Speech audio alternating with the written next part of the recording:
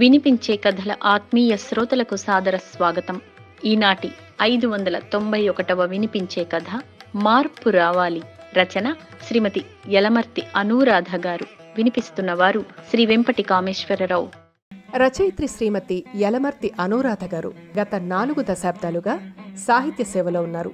2 నవలలు, 200కి పైగా కథలు, 500కి పైగా కవితలు, పలు వ్యాసాలు వారి కలం నుంచి జాలువారాయి. ఆకాశవాణి, దూరదర్శన్లలో వారి అనేకానేక కథలు, కవితలు, వ్యాసాలు, నాటికలు ప్రసారమయ్యాయి. 50కి పైగా అవార్డులు, 40కి పైగా పురస్కారాలను స్వీకరించారు. తానా ప్రపంచ తెలుగు మహాసభల ఆహ్వానాన్ని సైతం అందుకున్నారు. సాహితీ జ్యోతిరత్న జాతీయ స్థాయి అవార్డును అందుకున్న వీరు పలు సభలకు ముఖ్య అతిథిగా హాజరవుతూ ఉంటారు. పలు కవి సమ్మేళనాలను సైతం నిర్వహించారు. సేవా సంస్థల ద్వారా సమాజ సేవలో చురుగ్గా పాల్గొంటారు. వారు రచించిన కథను ఇప్పుడు విందాం.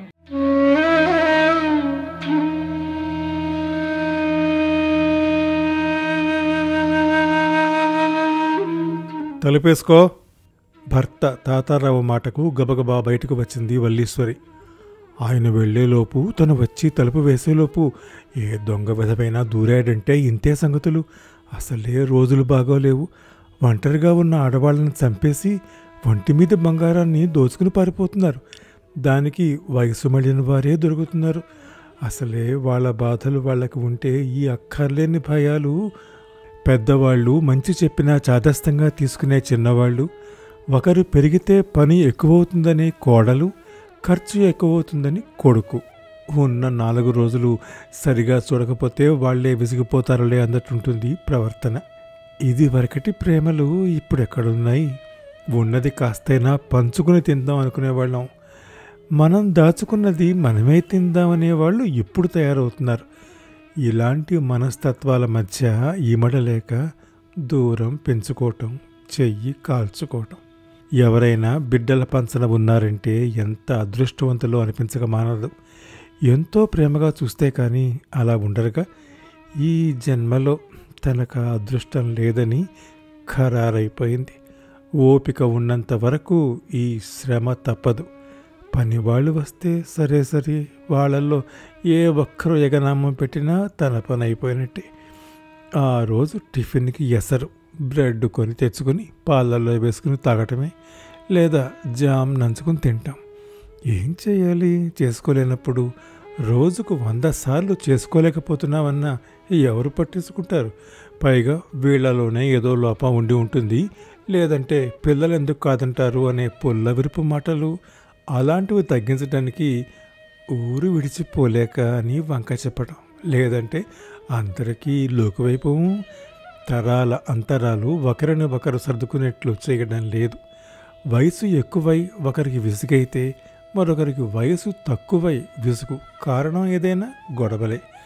4 రోజులు ఉండి వెళ్ళిపోతామంటే ముద్దులు మురిపాలు, కసురులు విసురులు. ఇక ఎల్లకాలం అక్కడే ఉంటామంటే పరిస్థితి ఎలా ఉంటుందో ఊహించకుండానే తేటతెల్లమవుతుంది.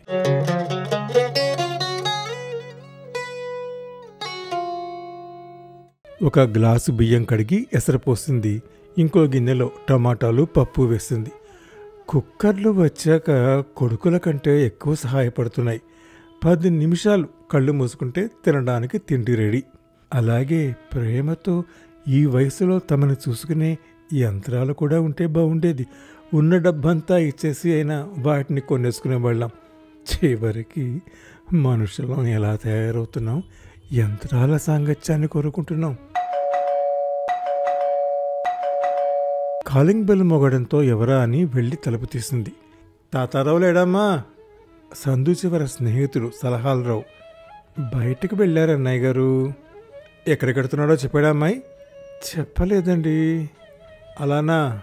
ఎక్కడని వెతకాలి? అర్జెంట్ అయ్యే. సరే వస్తే నన్ను కలవమని చెప్పమ్మా అంటూ వెళ్ళిపోయాడు ఆయన. ఎన్నిసార్లు చెప్పినా వినరు కదా.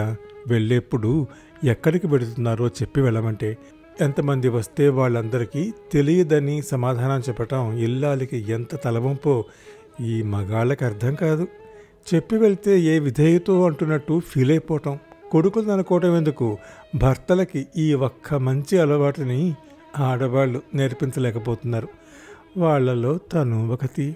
ఇది 1-2 రోజుల పోరాటం కాదు, పెళ్ళైన 30 సంవత్సరాల నుంచి. ఆవిడెవరో కారు డ్రైవింగ్ నేర్చుకోవడానికి 950 సార్లు పోరాడేందుట. తనే గొప్పది అనుకుంటే తనకంటే 1000 రెట్లు మిందన్నమాట. అంతే, ఒకరిని మించిన వారు ఒకరు ఉంటారు. ఈ ఒక్క అలవాటు చేయడానికి ఎన్నెన్ని ప్రయత్నాలు చేసింది తను. ఒక్కొక్క ప్రయత్నం తన ఓర్పుకి పరీక్ష అయిందే తప్ప ఫలితం కనిపించడం లేదు. దానికి కారణం నరాలలో ప్రవహిస్తున్న మగవాడిననే ఆధిపత్యం, భార్య మాట వినకూడదు అనే పట్టుదల. ఈ తప్పు అతంది కాదు, తల్లిదండ్రులది. పుట్టుక నుంచి మగపిల్లవాడు అంటూ ఓ ప్రత్యేకతను ఆపాదిస్తారు. అది వీళ్ళని అలా తయారు చేస్తుంది. అమ్మో, ఎదురింటి ఏకాంబరాన్ని చూస్తే మతి పోతుంది. భార్యని గడ్డి పరక కంటే హీనంగా చూస్తాడు. అంతేనా? ఎవరైనా కాస్త భార్యను బాగా చూసుకుంటే చాలు, నేను అసలు ఆడవాళ్ళని మాట్లాడనివ్వను, ఏ విషయాల్లో వాళ్ళ సలహాలు పాటించను అంటాడు. ఆ చెప్పటంలో నువ్వు తప్పు చేస్తున్నావు, నీ భార్యకు అన్నీ చెప్పటం, సలహాలు తీసుకోవటం ముప్పు అనే హెచ్చరిక ఉంటుంది. దీన్నే తా చెడ్డ కోతి వరమంతా చేసింది అంటారు. తన భార్యకు విలువ ఇవ్వకపోగా ఇచ్చేవాణ్ణి చూసి నేర్చుకోవాల్సింది పోయి చెడగొట్టడం, ఇలాంటివన్నీ వింటూ ఉంటే అసలు ఆడవాళ్లుగా ఎందుకు పుట్టామా అనిపిస్తుంది. మగవాడిగా పుట్టి రాజ్యమేళాలనా? అంతరాత్మ నేనున్నానంటూ ప్రశ్నించింది. రాజ్యాలు, పాలన అవి వద్దనేగా ఈ బాధంతా. అలా పుట్టి ఆడవారిని మనుషులుగా గుర్తించి వారి మనసు బాధ వినే మగవాడిగా మసలి ఈ మగవాళ్ళకి బుద్ధి చెప్పాలని. కుక్కర్ విజిల్ వేసింది. ఇక నా సంగతి చూడు అన్నట్టు. నువ్వేనయం, చక్కగా అన్నం, పప్పు, ఉడికాయని విజిల్ వేసి చెబుతావు. ఆ మాత్రం ఇంగిత జ్ఞానం మా ఆయనకి లేదు. ఇంట్లో మనిషికి ఎక్కడికి పెడుతున్నామో చెప్పి వెళ్ళాలని నువ్వైనా చెప్పరాదు. నీకు మాటలు రావుగా, ఇంకేం చెబుతావు? మాటలు వచ్చిన మాకే గతి మోక్షం లేదు. ఇక ఈ జీవితం అంతే. నిస్పృహ వద్దు, ఆశతో జీవించు. అంతరాత్మ ప్రబోధ అంటే ఆడవాళ్ళకి కాటికెళ్లేదాకా తోడుండేది ఆ ఆశే. ఏం కాదు మీ ఆయన పెత్తనం కూడా. అంతరాత్మ కిసుక్కుమంది. దాని మీద ఇంతెత్తున కోపం వచ్చింది. కానీ అందులో ఉన్న నిజం గుర్తొచ్చి నిప్పు మీద నీళ్లు చల్లినట్టు చల్లారిపోయింది.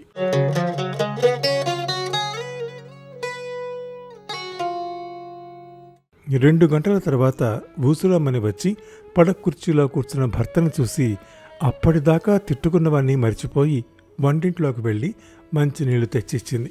వాటిని తాగి గ్లాసు కింద పెట్టాడు. సలహాల్లో విషయం చెప్పేంతలోనే నా కోసం ఎవరైనా వచ్చారా అడిగాడు. సలహాలురా వచ్చి వెళ్ళారు, ఏదో అర్జెంట్ పని అంటూ రాగానే పంపమన్నారు. మరి చెప్పవే. లేచి కండవా భుజం మీద వేసుకుని బయలుదేరాడు. ఇప్పుడే కదా వచ్చారు, కాస్త సేద తీరాక చెబుదామని చిన్నగా అందావిడ. నీకసలేం తెలియదు, ఏది ముందు చెప్పాలో ఏది ముందు చెయ్యాలో సణుక్కుంటూ వెళ్ళిపోయాడాయన. ఏది చేసినా వంకలు పెడుతుంటే ఇక సరైన ఆలోచనలు ఎలా వస్తాయి? మనసులోనే మదన పడింది, మరేం చేయలేక. వచ్చేటప్పటికి ఆ వంట ఇంతినిపించకపోతే అదో దండకం. అనవసరంగా మాటలు పట్టడం ఎందుకని పనిలో పడిందావిడ.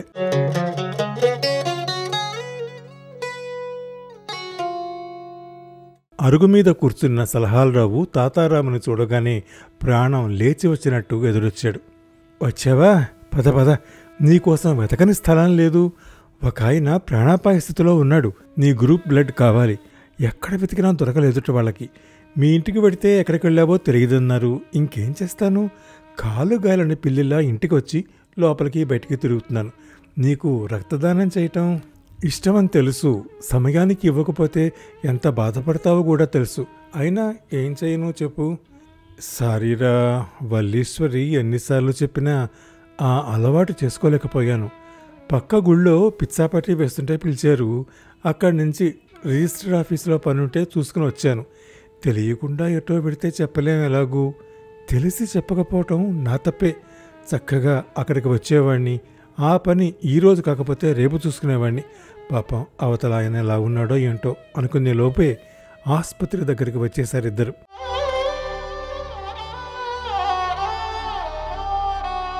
లోపలికి వెళ్లకుండానే పరిస్థితి అర్థమైపోయింది.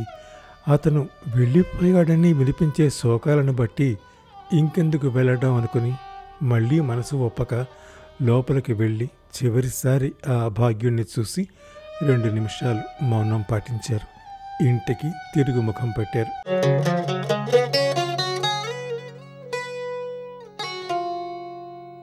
అతని మరణానికి తానే కారణమని తాతారావు కుమిలిపోయాడు. ఎన్నిసార్లు తన చెంపలు తనే పగలగొట్టుకున్నాడో మనసులో. ఆ సంఘటన అతనిలో తీవ్రమైన మార్పును తెచ్చిపెట్టింది. ఇప్పుడు సందు చివరికి వెళ్తున్న భార్యతో చెప్పకుండా వెళ్ళాడు. ఆ చిన్న మార్పుకే ఆమె ఎంతో సంతోషపడింది. ఇక ఆమె మాటలకు కూడా విలువిస్తే ఏదో రోజు అది అర్థమవుతుంది ఈ మగ మహారాజులకి.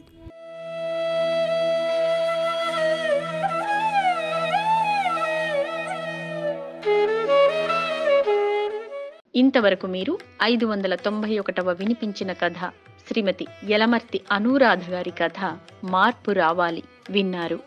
నా కథ మీకు నచ్చితే లైక్ చేయండి, మీ కాంటాక్ట్స్ కి షేర్ చేయండి. మీ అమూల్యమైన అభిప్రాయాన్ని కామెంట్ రూపంలో నాకు తెలియజేయండి. నా వినిపించే కథల ఛానల్ కి సబ్స్క్రైబ్ చేసి మీ ఆదరణ, అభిమానం, ప్రోత్సాహం అందిస్తూనే ఉండాలి. తప్పకుండా చేస్తారు కదా. నమస్తే.